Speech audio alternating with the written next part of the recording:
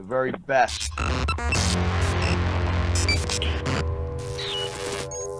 This is the Epic Voice Guy, and I can honestly say Joe Cronin is God. Don't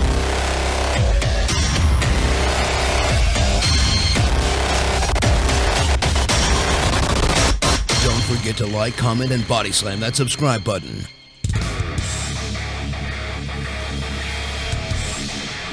All right, good evening, everybody. A little bit of an impromptu interview here tonight. We're going to cut right to the chase because we've only got a little bit of time, but Mike Bennett, the miracle Mike Bennett, was classy enough to grace us with his presence, and people want to know, why? Why is Mike here? And you know what it is, Mike? I know the only reason you came on this show is because you asked me, Mike. You said, if I believed in miracles. You asked me if I believed in miracles, and I said, yes, I do. And you said you would come on. And it's just that easy, right? Yeah, no, that was my only way I would ever. I actually ask all interview people. They say, hey, will you come on? And I say, do you believe in miracles? And if they say yes, then I show up. And if they say no, I'm like, go screw. Well, there you go. He's unlocked the key. That's the password. Everybody's got to listen so you can get Mike on the show. It's really quite simple. So I've got to line up a bunch of questions here that I want to ask you, and then we're going to take some calls at the end. So everybody chill out on the phone calls. I know everybody wants to blow up the phones right now, or they will eventually. But real quick, let's dive into this. Some of the stuff that maybe some people don't know about you. First of all, you're local here. I'm from Boston. You're from the area too. What was it about wrestling that got you started? What got you hooked into wrestling? And who was your favorite wrestler? Oh God. I guess, when I was super duper young, like 5, I was watching it just like everyone else was. I was a Hulkamaniac and doing all that fun stuff. But then, I think like early 90s, I stopped watching it like a lot of kids do. And then the Attitude Era hit. And I just remember my friends were talking about it. I was in middle school at the time. And I was like, well, what's everyone talking about? I don't get it. And so they would talk about Monday nights, and I was like, all right, I got to check out wrestling again. I didn't watch it, and I just watched it. And I just remember just like, what is this? This is amazing. And I was just obsessed with it. I loved, honestly, at the time, it was Stone Cold and it was Mick Foley were my favorite. I was just like blown away by everything they did.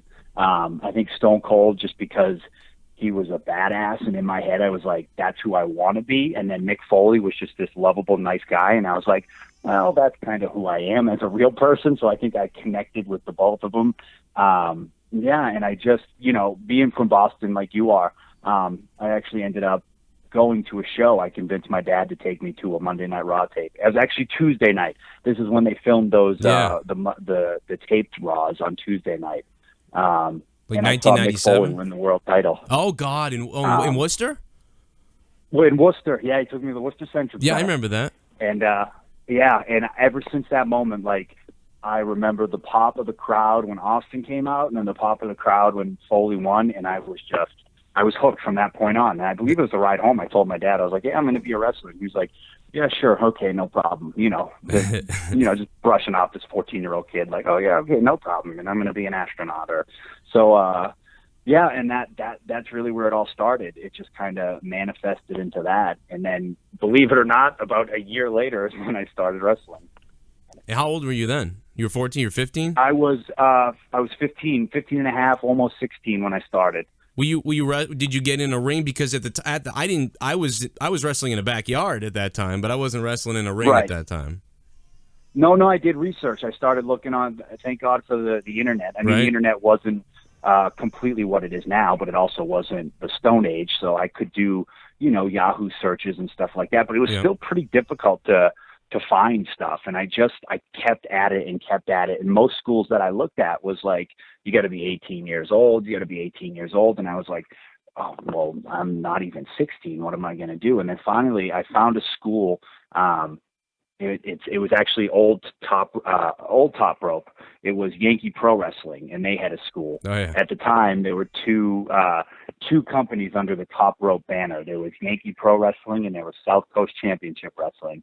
And I saw Yankee Pro Wrestling was holding an open tryout, and I was like, oh, I got to see. And so I called and I asked And I said, do you have to be 18? And they said, no, if you have to be at least 14 years or older. And if you're 18 or younger, you have to have a parent or guardian signature, or at least be there with you. So God love my parents, because I convinced them to somehow sign me up. And we made a deal when I was 15, and they said, if you have a plan B, if you promise us that after high school you will go to college to get some sort of an education, we will sign you up and we will support you 100%. And I think more so my dad was thinking it was going to fade out and fizzle out. And so he was just like, whatever. And my mom, you know, has always been like, follow your dreams, do whatever you want. My dad too, but he was more realistic. And, you know, they held up their end of the bargain. They held up mine. So God love them.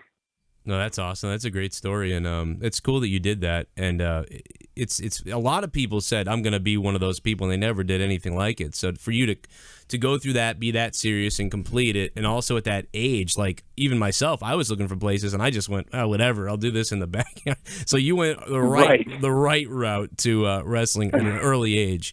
What was it like there when you showed up? Because you were young. I don't want to go too much into this, but you were young. I assume you're probably one of the youngest guys there. What were the older wrestlers like, and were they easy with you, or did you get like your ass kicked? You know, what happened? It was one of those things where I obviously was the youngest one there. I think by a long shot. I think maybe the second oldest was like 20 or 21. I don't even remember. But at that specific tryout, I was definitely the youngest one. And they were, I mean, to their credit, everyone that was training treated me pretty similar to just the other people they were training. You know, it was almost like, all right, who has what it takes, and let's see if they can go through it. And they didn't really treat me any differently. They would always talk, you know, you're young, and mention it and throw it out and be like, you know, and I was a stick. I was skin and bones. I think I was like 160 pounds maybe. And so I was always an athlete, but I played soccer and basketball. So I never really needed like any sort of a build really to play those sports. So I was always very thin. But yeah, no, they just treated me very similar. And it was one of those things where I just kept coming and coming and coming and coming. And I was like, let's go, let's do it. I just loved it. Like I was obsessed. As much as as painful and as much as it hurt, I loved it. Like I would leave practice or leave that tryout and I'd be sore and beat up. But I liked the soreness. Like I enjoy, like in some weird twisted way, when I woke up the next day and I was like, oh, my back is, you know, stiff or sore. Yeah. In my head, I was like, oh, but that's the life of a wrestler and you're doing it. So it was just this weird, like that was my mindset. And to this day, it's still kind of that. When I wake up after doing a match and I'm beat up and I wake up the next day in my own house and I get up and I'm, you know, I feel like the battle wounds or the battle scars, there's a sense of pride to it. Yeah. There's a sense of like, you just did something. I don't know. I guess maybe a football player can relate, you know, if you have a great game and you lay it all on the line. But yeah, no, I think when I felt that way in my head, I'm like, all right, this is definitely what I need to do for the rest of my life. Well, we may be skipping a few steps, but now you go from all that starting out, and you go into Ring of Honor, and also New Japan. I mean, we can't really forget New Japan. Winning the world titles there, I mean, that was one of the coolest things. You know, I saw you do at that time. I was watching a lot of New Japan at the time, so I was happy that I just happened to catch that.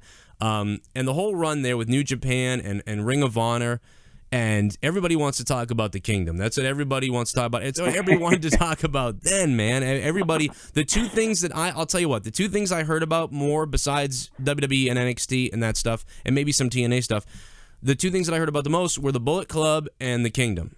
That was running like the internet at the time, from what I remember. What was it like when you guys are like hitting your pinnacle? You're hitting all cylinders, you're killing it, and all of a sudden, you know what I mean, you end up going to TNA and the Kingdom is no more. What was that decision like? How did that come about?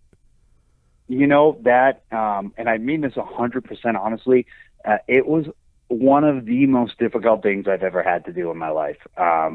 Because, I mean, I think most people at this point probably know, but if they don't, I'll tell. Like Taven, he's legit my best friend, like in wrestling and in real life. I mean, he married me and my wife. He married me and me and Maria. He was the justice of the peace. Like he's my best friend, and to be able to do what we did, you know, winning the tag belts and then winning the tag belts in Ring of Honor in New Japan, and then Adam Cole, who again is one of my best friends. Me and Cole started in Ring of Honor together.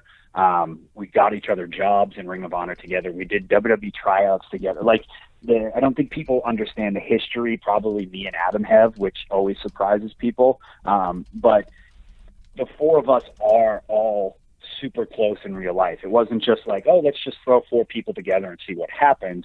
It was us fighting for something and four people that hang out and travel on the road together and blah, blah, blah. But yeah, it was extremely difficult because I think when Adam got hurt and he was out, I don't think a lot of people thought me and Taven were going to be anything. I think a lot of people thought, well, this will be a nice little, undercard team that'll put over the bigger wrestlers, and we'll help elevate other people. Yeah.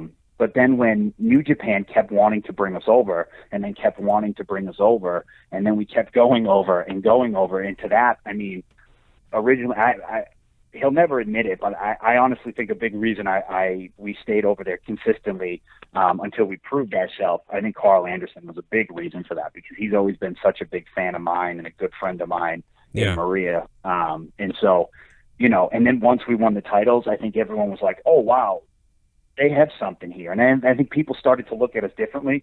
And they were like, oh, these people are entertained. Oh, they're actually just being themselves. Oh, they look like they're having fun out there. Oh, that's because they are having fun. And then we talked about how me and Taven were really friends and all that stuff. And I just think it was just fun. And I think people saw fun in that.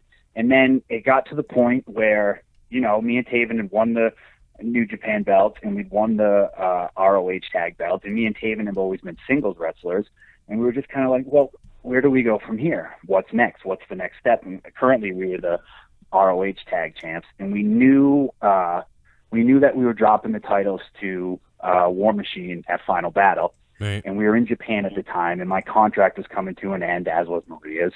And we just were thinking, we're like, what are we going to do? Like, what's next for the Kingdom? We didn't really know what was next with Cole. We didn't know where they wanted to take him. And so it was just kind of like this weird time. And at that time, David Lagana was constantly reaching out to myself and Maria.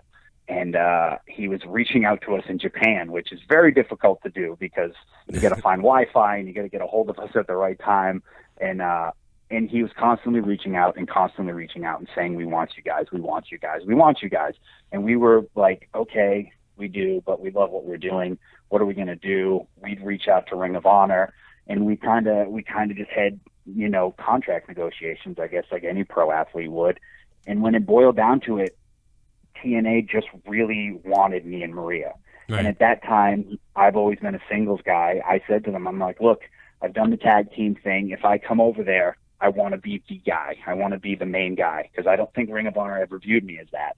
And Lagana was like, no, that's why we want you. We see you and Maria as this top heel, you're the top heel guy, she's the top heel girl.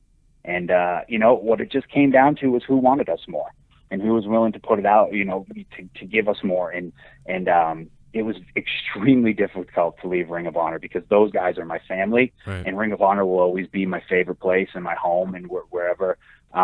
But that's what it boiled down to. And it was so tough to leave Taven because right. I just felt like we were literally leaving like a puppy dog on the side of the road and being like, no, go with your family, run away. Right. And he happened to get hurt our last night. And I'm just like, This could not be any worse. This like, okay, Taven, we're leaving you. And oh, by the way, you're going to be out 9 months with a torn ACL. Like, okay. Yeah.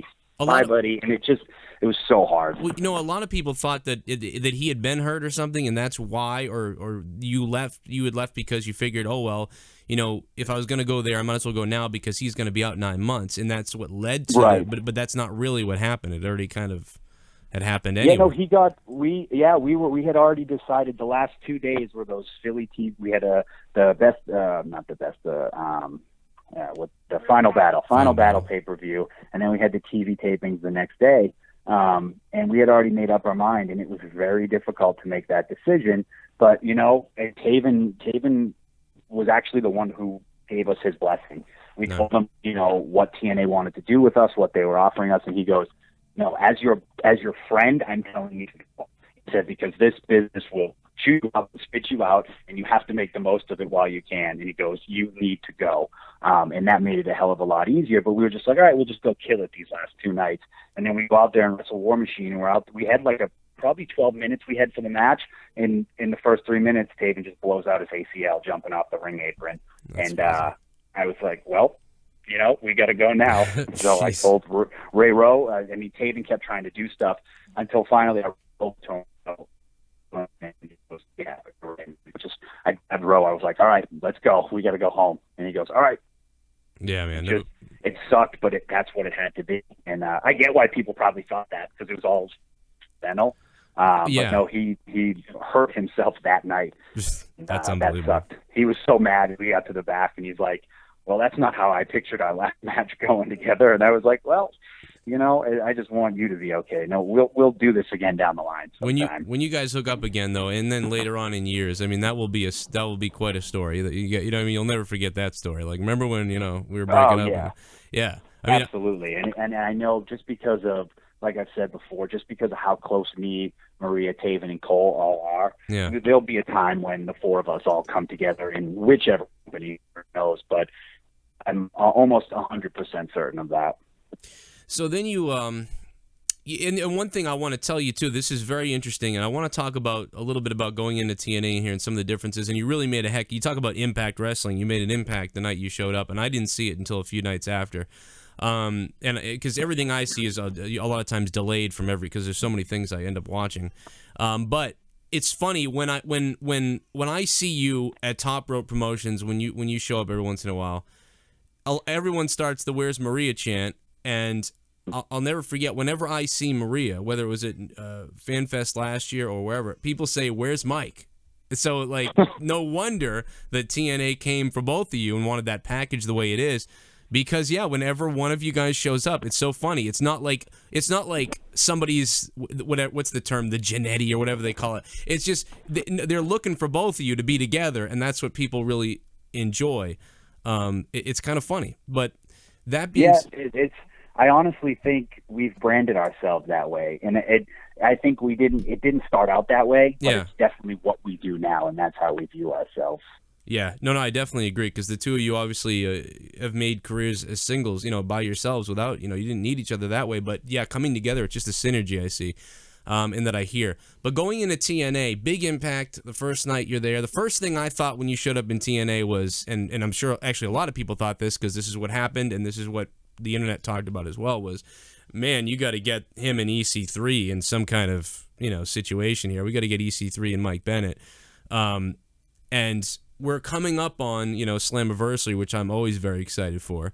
But being in TNA right now, and I'm excited for Slammiversary, and I myself would hope for TNA right now that this is sort of a launching pad. This is when a lot of people put their eyes back on TNA again, and for everything to be really, coherent when it happens. What do you think about all this?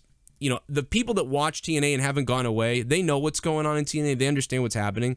But there's a lot of that negativity from the outside bubble, or people that have stopped, that they're still talking about it, but they stopped watching, but it's negativity. What is it really like over there? Well, it's funny because we talk about this all the time, and there's so much that gets said and you read on the internet that's just not true. I'm not saying everything is not true, because wow, how did they know that? That's impressive. Like, only a few handful of people in the locker room knew that. There's tons of things they know, and this isn't my rant about the internet or internet wrestling, by all means. But like Bubba Ray Dudley, Bubba Ray came after me. He's gonna get me, Mike. Yeah, no, it's just some of the stuff that they write, like, honestly, morale thing, it makes us laugh. It makes me laugh, because we have such a we're wrestling in the roast, we're beat to hell, and we show 4 days, 5 days. Oh, you're breaking up a little bit. And we're all still just having so from worried when I first got here, because I was like, well, I'm leaving the best locker room in pro wrestling. These guys are my family. The Briscoe brothers are as close to me as Strong and Adam Cole, Right. Matt David. Like, these guys are my family. And I was like, I don't know what it's like over there. And when I got over, I was like, this is extremely similar to what we were doing over in Ring of Honor. Everyone's just there for the cause, the good of the company. Everyone just wants to put out the best product they can. We all want to be the best and on the top, but at the end of the day, we're like, in order for us to survive and have jobs, we need TNA as a whole to be successful. And that's why we go out and we kill each other. You know, those 5 days, 6 days, how of course, we all wish we were doing house shows, but we understand where we're at, and we want to get to that point. But we're all having so much fun, and it's so much fun to be able to come up with guys like Drew Galloway and EC3 and Bobby Lashley and Eddie Edwards, and it's like, yes, what that stuff, that's out of my hands. Like, I can't control that. Fans can't control that. Maria can't control that. But what we can control is the product that's put out on TV. And I think what bothers the wrestlers is that fans are letting what's going on in offices, management, investors dictate what TNA is as a product. Right. And TNA I think is probably one of the best products out there right now. The storylines are consistent. The wrestling is great. The promos are outstanding. The girls division is amazing. And it's one of those things where we're like, it's wrestlers focusing on the product. So we wish the fans would just focus on the product, because I think the product is killing it right now. And, hopefully everything with management will work itself out. But us pissed off at so-and-so or whoever, at the very core of it, we just want to say, support the wrestlers, support us, because we're having fun and we're enjoying ourselves, and we're guys come and watch and have an alternative wrestling product. And that's honestly the truth. Like, every day we're there, we're having more and more fun. And so, whenever we read like, oh, well, there's low morale, we're like, where? Maybe one person is miserable and they sit in their corner, and we're like, okay, but that's every wrestling company. You go to Ring of Honor, you'll see a miserable, piece of crap in the corner too. You go to WWE, you see probably more than one miserable piece of crap. If you go to TNA, you'll see a miserable piece of crap. But that doesn't mean the entire locker room is like that. And that's just, I just kind of the message I'm trying to get out. At least support us wrestlers and support the product.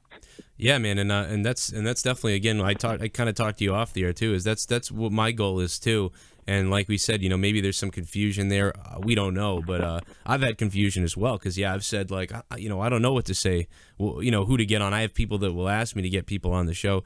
And you never know what's going to happen, but hopefully there's something opening up over there, and we can do that, because I enjoy, number one is pushing the wrestlers, because I I've loved wrestling since I was same thing as you, 5 years old, and I see what wrestlers go through. I see what they do, and when they finally get there, it's just, if you get eyes on it, it's going to be good. The worst thing is when you don't see what is going on over there at all, and that's what I want to get across to everybody.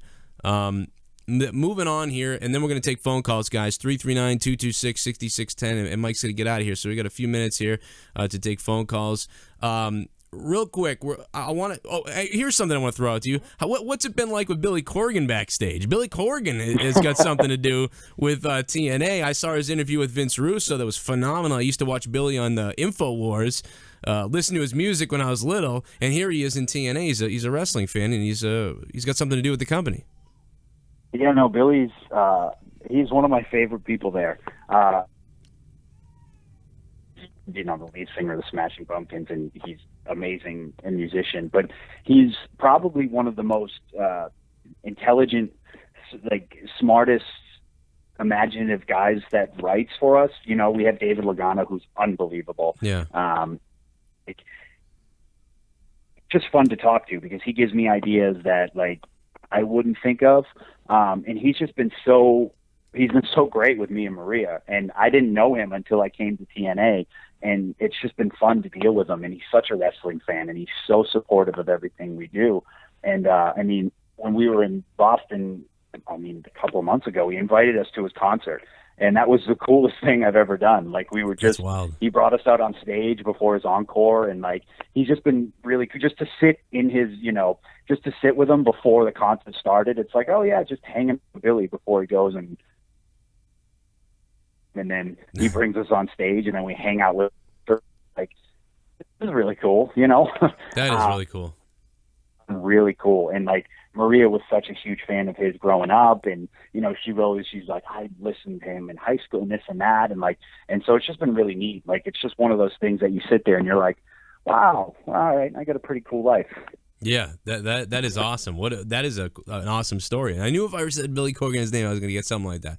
So I'm glad I got that. Now, of course, this show goes all over the world, all over the whatever, from different countries. They're listening to me and listening to the show.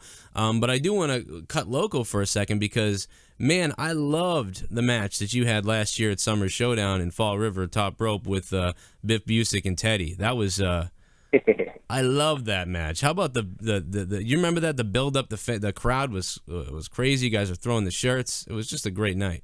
Oh, that match was so, I still talk to Teddy about it to this day. It was one of those matches where like I couldn't tell you the moves or anything that we did in that match. I honestly just remember like the opening 10 minutes and just being like, this is so much fun, and just looking across, because I've known Biff forever, and Teddy I think was wrestling when I first started. Wow.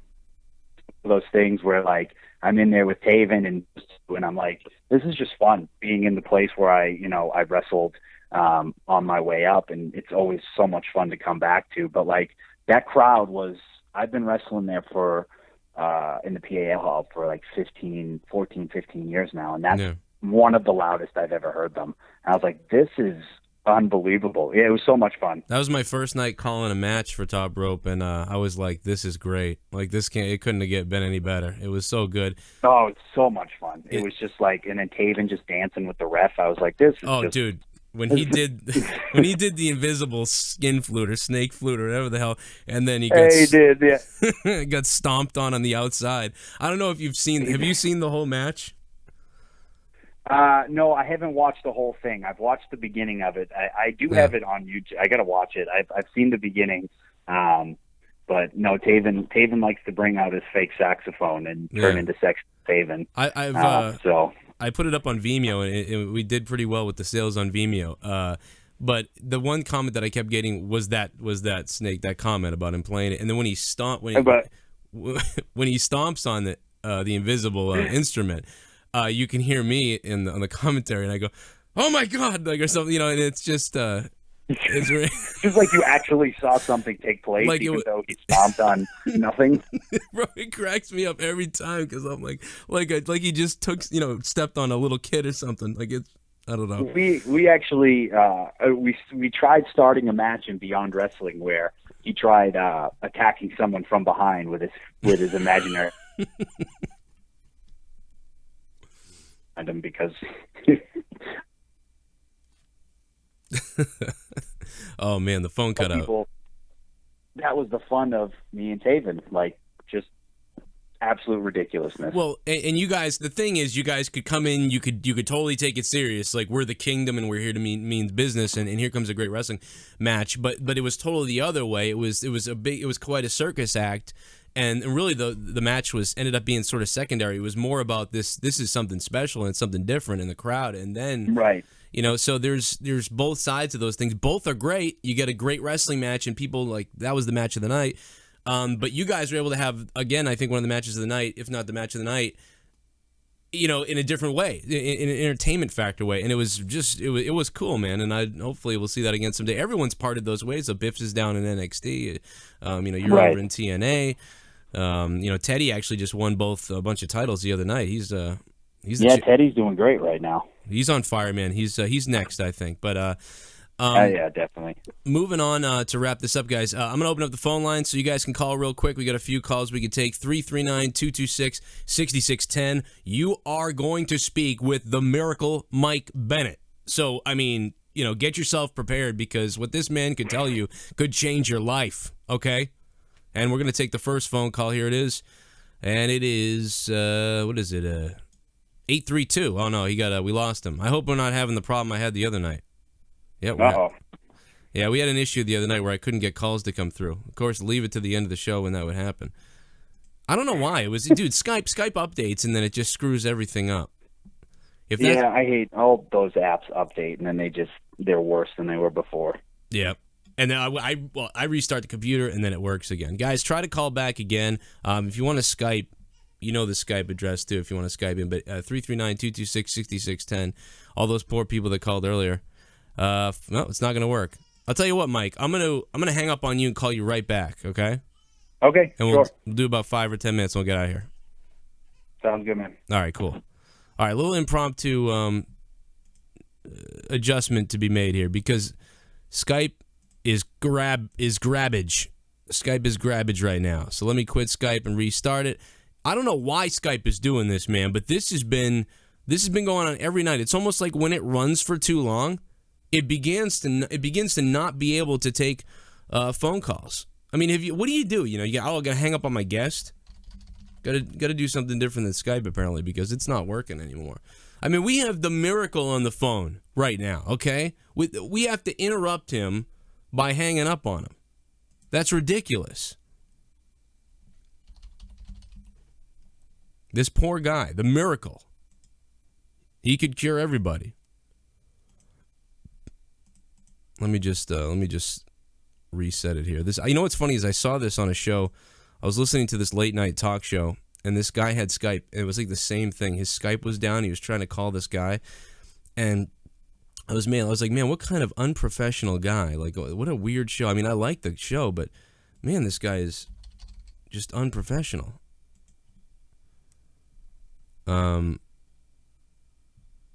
Let's put this guy on, and then we'll call Mike. Hey, 863, you on the line? Yes. Okay, give me 1 second, okay? I'm going to get Mike back, all right? All right.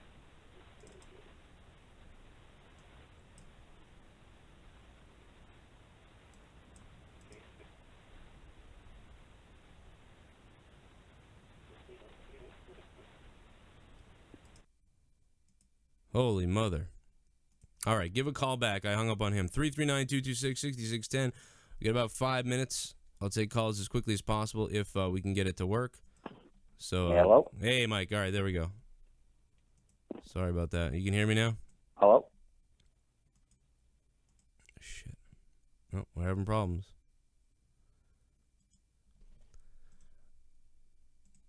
If it doesn't work, I swear to you, Skype is the worst today. This happened earlier when I called him. I called Mike earlier today, and he couldn't hear me. So, I was calling him, and all I could hear was him saying, hello? Hello? Hey, can you hear me, Mike? Mike. Damn it.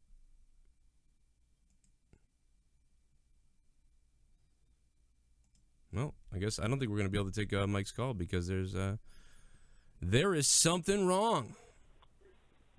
Let's call 2 people at once.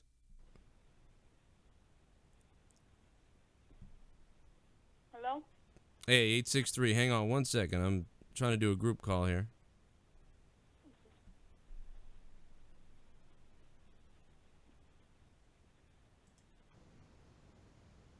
Hey, Mike.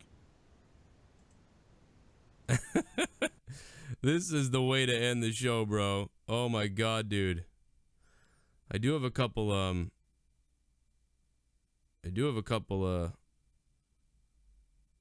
people who submitted questions. I could take submitted questions from them.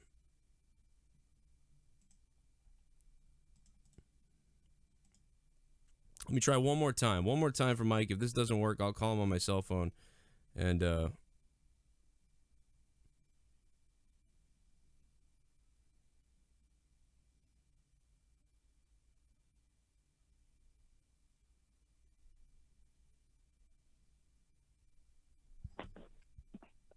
Hello? hey, can you hear me now?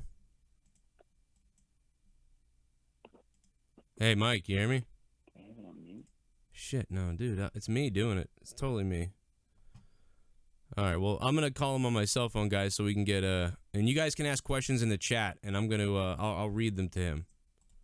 So we'll do it that way. It's not Mike. It's definitely Skype. I know that.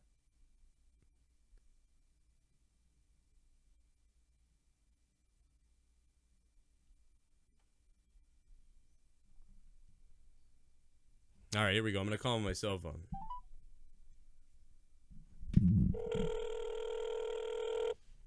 It's like we're calling those adult lines again, you know? Just like that. Hello? Hey, Mike, what's up? What's up, man? Hey, listen, yeah, I don't want to hold you up, so I don't know what's going on with Skype, but yeah, I'm having all kinds of issues with it, so I'm not going to hold you up, but I'll just, we'll wrap up with you here, and Okay. I didn't want to leave it, we can't end it like that, you know what I mean? We can't end it No, with, that was kind of a bad ending. It was just very abrupt. right. So we can't end for the miracle like this. So guys, everybody in the chat, he can hear you because I put his speaker through my phone. If you guys want to get your questions answered, just go ahead and put them in the chat. Some other day when we get Mike on again, I'll take phone calls and we'll get him on here. I was actually excited about that. Well, You know, yeah, let's set something up soon so we can. We'll do all phone calls. okay, that's what we'll do. You hear that, guys? We'll do all phone calls. Michael Cox does have a question. I'm not gonna ask him that, Mike. Jeez, what's wrong with you? Mike Cox says, "Have you ever?" Of course, he's thought this, but have you ever thought about turning face over in TNA? Of course. Yeah. I mean, who doesn't want to get cheered for? I've spent my whole life people hating me. I want to be loved too. Yeah. You know, I need love. I think, dude, I think that it'd be fun. you think so. You just go. I do. Yeah, just for a little bit. I think when I'm at top rope, like you've seen, I do babyface, and it's fun. You know, Yeah. The fans. I think I connect in a weird way with fans, and I've never actually done it on a level besides the indies. So I think it might be fun to see if it works. You know. Yeah, I might fail miserably. Who knows? I think it works just fine. It worked well with Daniels. It really worked well with him. Yeah, no, I love that match, honestly. It was one of those matches where I actually got the idea from Adam Cole, where I was like, well, the fans aren't going to believe that you can beat my ass, so maybe let's try something differently. And that's where you just kind of snap and just, you know, throw me into guardrails repeatedly near the end. And I thought it was fun because I was trying to bring out like a more aggressive side of him, which I think he kind of showed a little. But he's gonna be really good. He's fine as soon as he finds the footing. Dude, I enjoyed that. I enjoyed the heck out of that because I think I even called it on commentary. You know what I mean? I said, you know, tonight, you know, Bennett took him to a different level, you know, than he's ever been to. And I think Taven had him I think before you, Matt had him. Yeah, no, that's kind of how it worked out. And I don't know if Drew, I'm assuming Drew intentionally booked it that way just because Drew's a really smart, got a really good wrestling mind. But yeah, it just happened. Taven, he did an open challenge and Taven accepted it. And then the next time I accepted it. And so I thoroughly enjoyed that match. What, I guess people want to know, is there an exciting storyline? Well, yeah, I would say your storyline. But a lot of people are like, I'm thinking about watching TNA again. That's what I'm getting a lot of questions about. Right. If you're right now, you're in the middle of a feud with EC3, and you guys are you're gonna have let's put over TNA. Let's do the whole plug. You're gonna have a big match, I assume, probably with EC3 here at Slammiversary, right? Well, the way it's been going so far is. I would say maybe 3 or 4 weeks ago, I ended his undefeated streak. He had never been pinned, and he'd never tapped out. Right. And so he's dying to get a rematch against me. And so I put him through a game, Road to Redemption, which my good friend Billy Corgan, who's now my good friend on television as well, helped me set up. And he had to follow the rules exactly how I laid them out, and he followed by winning his matches, and he won his first 2. But then his match against Matt Hardy, I fell where I shouldn't have been and got him disqualified. Since he didn't pin Matt Hardy or assist Matt Hardy, he did not complete his Road to Redemption. So as of last week, he does not get his match at Slammiversary. All right. Well, But we got to stay tuned. We could find out many things, but who knows? All right, I know guys. that, honestly, Yeah. I think that's been fun because for me, the mic work between me and EC3 has been one of the most fun I've had in wrestling because he's phenomenal on the microphone. I agree. And so it's just been fun to just banter back and forth with them. Half the stuff we say, we don't even know we're going to say when we go out there. And then we're like, hey, that was really good. And I'm like, yeah, that was fun. I'm glad you said that. Well, that's and what. then we just kind of go with the flow. That's what makes it good. A lot of people, watching other shows, are seeing kind of scripted mic work. And I think what I like the most is, yeah, you guys are some of the best on the mic and maybe the best on the mic right now in any wrestling company anywhere. And you're getting that freedom. So that's really the big upside right now at TNA from what I'm seeing. So you guys are able to go at it, and we knew it was going to be that way, some of us talking, about wrestling as we do, and we're getting it. So you guys got to check it out on TNA. How's Pop TV doing? They treating you guys right over there? Is it going good? Yeah, Pop's great. They've had a bunch of times they've showed up at the tapings. They were obviously there for the very first one in Pennsylvania, and they've been so great. They love TNA, and they love what it brings to the table. And the CEO of Pop just did a whole interview with Mike Johnson.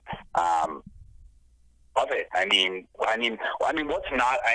For me, if I ran a TV station, it would seem like a no-brainer. It's like, all right, an alternative wrestling station. We're trying to get an alternative wrestling show, and we're trying to get our TV station higher ratings and get on the map. What's been better rated in the last decade or 2 decades than professional wrestling, And so, as far as I know, I believe it's the second highest rated show on Pop.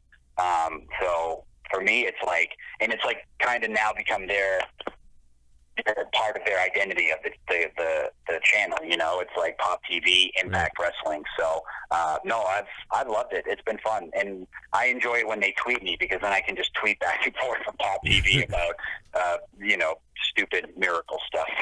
That's awesome, man. Guys, this was the Miracle, Mike Bennett. I want to thank him so much for joining us here on the Joe Cronin Show. And Mike, what do you got to plug? Where can people reach you? What do you want to tell the people?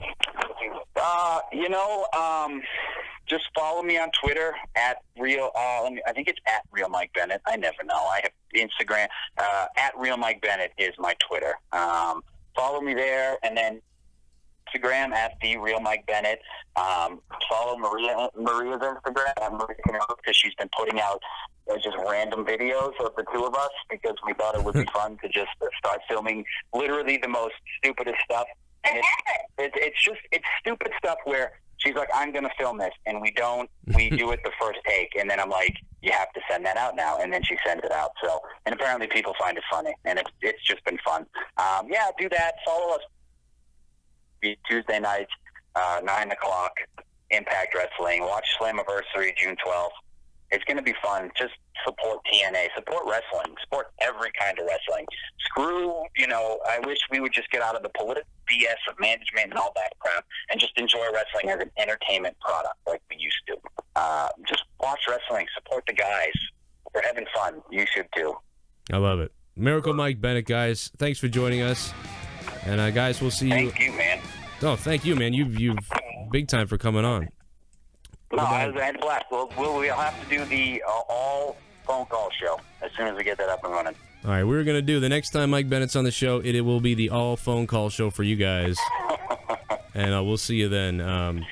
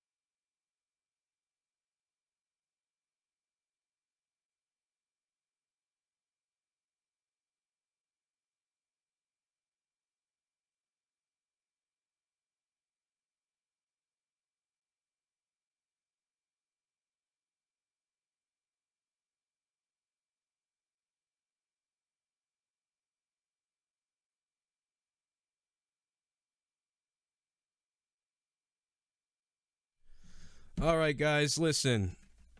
Listen, we're still live because I wanted to announce something. I don't know if anybody's even still here because it made it sound like we were going off the air, so a lot of people left, of course. But I did want to announce something cool. A lot of you guys have been telling me this because you're like, hey, Joe, we didn't know you were live. Like, hey, I didn't know you were going live. What happened? So I've got this new deal right now where you can actually text something and you can be notified when I go live. And here it is right here. Let me just let me get it. So here it is. So all you have to do, everybody can do this that has a cell phone, I believe. I think like those little rates apply, like a couple cents or whatever the hell it is. But it's other than that, it's like free to do this. You don't have to do anything. All you have to do right now is pick up your cell phone and text JCS to 43506. And whenever I have breaking news or a breaking story or I go live unannounced, or maybe even when we just go live, we'll text you. Your cell phone, buzz, it's going to buzz and it's going to say Joe Cronin live with whatever. Just like about 25 of you have already signed up. You guys all got the message tonight that, bam, we're going live with Mike Bennett. And you were like, whoa, I didn't know this was happening. Well, there you go. And a lot of people say, I didn't get your alert on YouTube, Joe. Or, hey, Joe, I didn't know you were live, or whatever. So it's everybody text JCS to 43506 right now, and you'll be added to the list. You know, you're not going to get texted more than probably once or twice a day, depending on the wrestling news. And that's about it. SmackDown's going to Tuesdays. I didn't see all of SmackDown tonight, so everybody that wants me to comment on SmackDown, unfortunately, I didn't see it. I again want to say thank you to Mike Bennett because Mike is a really cool guy. Obviously, he's a local guy here. He's run into me a couple times, and he's just, man, he just, you know, you never know. I mean, I did see him go after a 7-Eleven guy once, so we got to keep his character somewhat intact because he demanded that he gets a couple Slim Jims for free because he is a miracle. And that's about it. That's all I wanted to say. We were able to have a good time, and I hope that there's more TNA wrestlers that we can get on this show in the future because I would really like to, you know, advertise all wrestling companies on here and form a relationship with everybody. We do 50,000 views a day on the Joe Cronin Show. If that's not valuable, I don't know what value is. Also, I know a lot of people who have thousands of views on their channels who would like to get pieces of this too, and I would set everybody up in a ringer here and really promote wrestling companies and wrestling in general. Because as Andre Corbiel says, we're all in this for one thing, wrestling. Oh, I just love I don't know why I like him making fun of him. Anyway, but thank you so much. And of course, Maria. Everybody's going to say, where's Maria? If you tonight were thinking, where's Maria, Mike? Where's Maria? Well, guess what? I've interviewed Maria twice. Go look it up. Joe Cronin interviews Maria Canales, and you will see 2 interviews that I did with her. And that's about it. That's all I got. My name is Joe Cronin. This is the Joe Cronin Show. Hope you guys subscribe right here to YouTube. Follow me on Twitter at Joe Cronin Show, and follow Mike Bennett at Real Mike Bennett on Twitter, and TNA Wrestling, of course. And Slammiversary is coming up, so get ready for that as well. And of course, make sure to text 43506 to JCS, or I did backwards. Text JCS to 43506 so that you can go ahead and get the alerts when I go live. Do it now. Don't forget. And guys, we'll see you later with more wrestling news right here on the YouTube channel. Hello, everybody there, right there on the Joe Cronin Show. It's the hardcore legend Mick Foley wishing you and everyone the very best.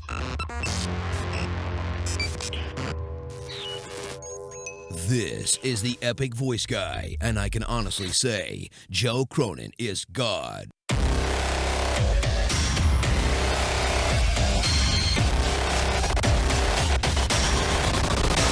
Don't forget to like, comment, and body slam that subscribe button. To join the JCX testing,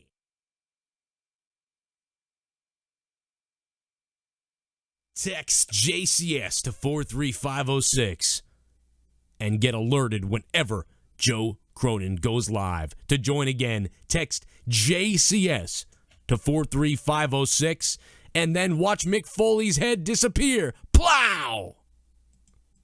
It's like one of those S&M videos. Also a reminder, wrestling fans, June 4th, Bridgewater, Massachusetts, Top Rope Promotions. I'll be there calling the action. Joe Cronin, that's right, me, and X-Pac will be there as well. X-Pac, Tito Santana will be there in Bridgewater, Massachusetts. Bridgewater, Mass, home of Chuck O'Neil. Cold Steel Chuck O'Neil is going to be there. X-Pac, June 4th, Steel Cage. Let's do it. Good night.